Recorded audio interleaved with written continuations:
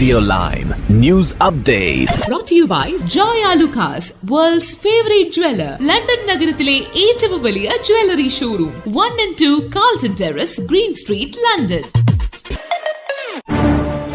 നമസ്കാരം, live news അപ്ഡേറ്റിലേക്ക് സ്വാഗതം. വാർത്തകളുമായി അരുൺ.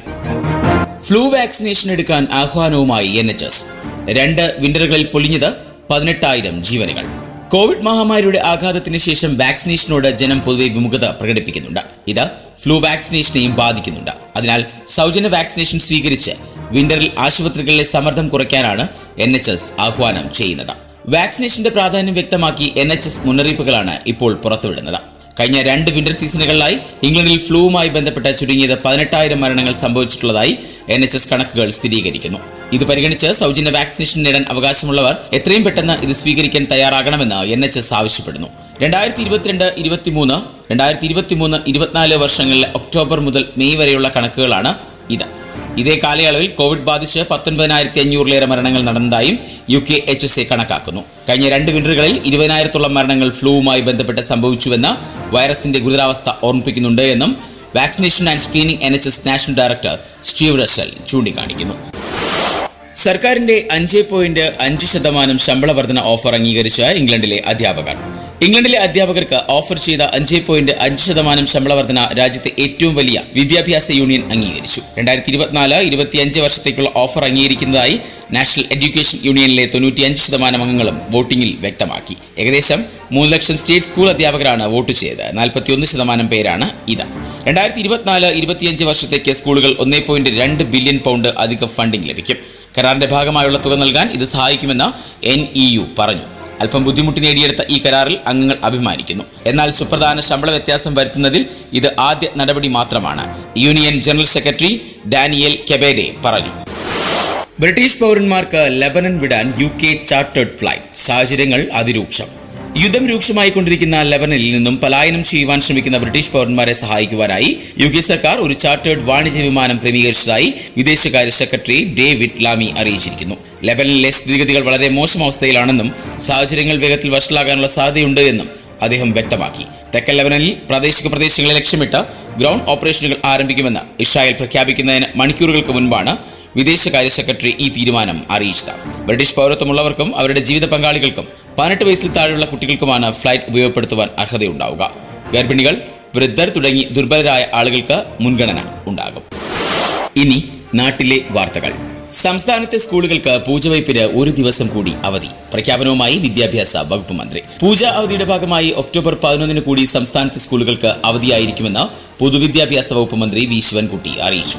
ഇത് സംബന്ധിച്ച ഉത്തരവ് കഴിഞ്ഞ ദിവസം തന്നെ പുറത്തിറക്കിയിരുന്നു.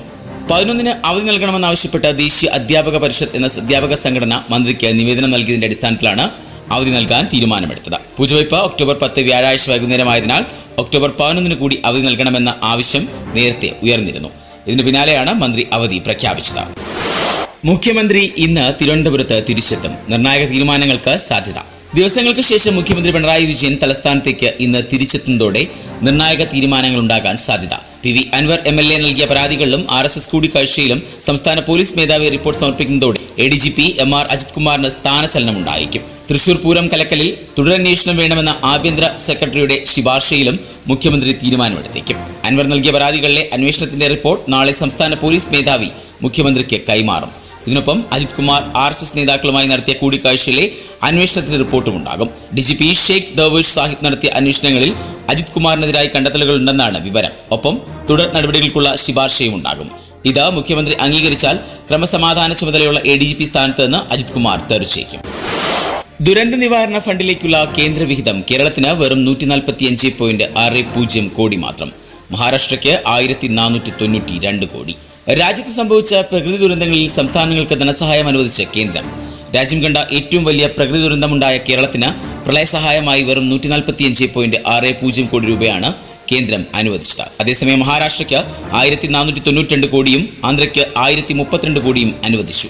അസാമിന് 716 കോടി, ബീഹാറിന് 655 കോടി എന്നിങ്ങനെയും ധനസഹായം പ്രഖ്യാപിച്ചു. മറ്റ് സംസ്ഥാനങ്ങളെ അപേക്ഷിച്ച് കുറഞ്ഞ തുകയാണ് കേരളത്തിന് അനുവദിച്ചത്. 5888.60 കോടി രൂപയാണ് 14 സംസ്ഥാനങ്ങൾക്കുമായി ആകെ അനുവദിച്ച തുക. ഇനി സ്പോർട്സ് വാർത്തകൾ. ടെസ്റ്റിൽ 147 വർഷത്തെ ചരിത്രത്തിൽ ആദ്യം കാൻപൂരിൽ 6 പറപ്പിച്ച് റെക്കോർഡിട്ട് ഇന്ത്യ. ടെസ്റ്റ് ക്രിക്കറ്റിൽ ഒരു കലണ്ടർ വർഷം ഏറ്റവും കൂടുതൽ 6 നേടിയ ടീമെന്ന റെക്കോർഡ് നേട്ടത്തിൽ ഇന്ത്യ. ഈ വർഷം 90 6 ഇന്ത്യ നേടിയത്. 1877 മുതലുള്ള ടെസ്റ്റ് ക്രിക്കറ്റിന്റെ ചരിത്രത്തിൽ ആദ്യമായാണ് ഒരു ടീം ഒരു വർഷം 90 6 നേടുന്നത്. കാൻപൂരിൽ ബംഗ്ലാദേശിനെതിരെ നടന്ന ടെസ്റ്റിന്റെ 4ാം ദിനമാണ് ഇന്ത്യ ഈ നേട്ടം കൈവരിച്ചത്. ഒരു കലണ്ടർ വർഷം 89 6 നേടിയ ഇംഗ്ലണ്ടിന്റെ പേരിലാണ് ഇതുവരെ ഉണ്ടായിരുന്ന റെക്കോർഡ്. 2022 അത്. 2021 ഇന്ത്യ 87 6 നേടിയിരുന്നു. ലോകതലത്തിൽ 3ാമതാണ് ഈ സംഖ്യ. 2014 81 6 2013 71 6 നേടിയ ന്യൂസിലൻഡാണ് തുടർന്നുള്ള 2 സ്ഥാനങ്ങളിലും.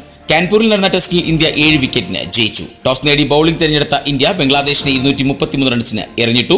മറുപടി ബാറ്റിംഗിൽ 52 റൺസ് ലീഡ് നേടിയ ആതിഥേയർ തുടർന്ന് ബംഗ്ലാദേശിനെ 146 റൺസിൽ ചുരുട്ടിക്കെട്ടുകയായിരുന്നു. 2ാം ഇന്നിംഗ്സിൽ യശസ്വി ജയ്സ്വാളിന്റെ തീപ്പൊരി ബാറ്റിംഗ് ബലത്തിൽ ഇന്ത്യ വിജയം കൈവരിച്ചു. ഇതോടെ 2 ടെസ്റ്റുകൾ ഇറങ്ങിയ പരമ്പര ഇന്ത്യ തൂത്തുവാരി. കൊച്ചിൻ കുതിപ്പ്. സൂപ്പർ ലീഗ് കേരളയിൽ തുടർച്ചയായ 2ാം ജയം. മഞ്ചേരി സൂപ്പർ ലീഗ് കേരള ഫുട്ബോളിൽ തുടർച്ചയായ 2ാം ജയത്തോടെ ഫോസ് കൊച്ചിയുടെ കുതിപ്പ്.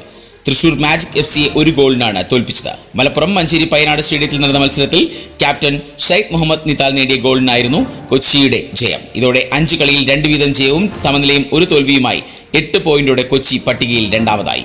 2 സമനിലയും 3 തോൽവിയുമാണ് തൃശൂരിന്. 2 പോയിന്റുള്ള തൃശൂരിന്റെ സാധ്യത മങ്ങി. Champions league. ലിവർപൂൾ പരാജയം എഴുതിത്തള്ളാൻ AC മിലാൻ. ചാമ്പ്യൻസ് ലീഗിൽ കഴിഞ്ഞ ദിവസം ബയർ ലെവർകുസനും AC മിലാനും ബേ അരീനയിൽ ഒത്തുചേർന്നു. ആദ്യത്തെ മത്സരത്തിൽ ജർമ്മൻ ക്ലബ് ഫെയനൂർഡിനെ എതിരില്ലാത്ത 4 ഗോളിന് പരാജയപ്പെടുത്തിയപ്പോൾ AC മിലാൻ ലിവർപൂളിന് മുന്നിൽ മുട്ടുമടക്കി. Score line 3-1. ചാമ്പ്യൻസ് ലീഗിൽ ഇതിനു മുന്നേ ഈ 2 ടീമുകളും ഏറ്റുമുട്ടിയിട്ടില്ല എന്നത് കഴിഞ്ഞ ദിവസത്തെ മത്സരത്തിന് ഏറ്റവും അധികം കൗതുകം കൂടി. ഇനി ഇന്നത്തെ പൗണ്ട് വിനിമയ നിരക്ക് 111.47 ഇന്ത്യൻ രൂപയാണ് ഇന്നത്തെ പൗണ്ട് വിനിമയ നിരക്ക്. ഇതോടെ ഇന്നത്തെ വാർത്താ ബുള്ളറ്റിൻ പൂർണ്ണമാകുന്നു. അടുത്ത ബുള്ളറ്റിനുമായി വരും മണിക്കൂറുകളിൽ കേട്ടുമുട്ടാം. നന്ദി, നമസ്കാരം. കൂടുതൽ വാർത്തകൾക്കും വിശേഷങ്ങൾക്കുമായി റേഡിയോ ലൈം ആപ്പ് ഡൗൺലോഡ് ചെയ്യൂ. പ്ലേ സ്റ്റോറിൽ നിന്നും ആപ്പ് സ്റ്റോറിൽ നിന്നും. Radio Lime.